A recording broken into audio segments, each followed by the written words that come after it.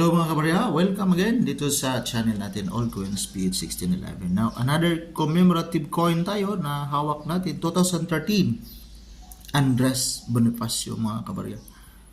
So, not in good quality na yung hawak nating barya.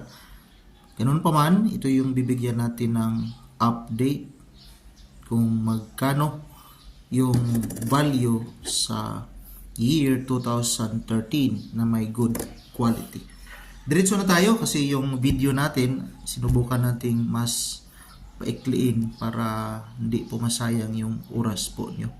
So while dito tayo, balik tayo sa barya na titina natin. Ito yung 2013 dito kay ucoin.net.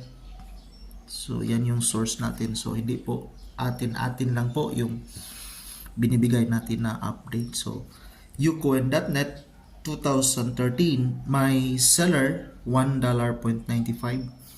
So international pa rin yung ucoin.net except yung sa atin yung in.numista.com at saka yung Carousel PH. Meron din Carousel na hindi Philippines based. Pero dito $1.95. Tingnan natin kay in.numista.com, ito yung value niya. So very fine. Ibig sabihin, maganda talaga. Very, very fine. 54. Extra.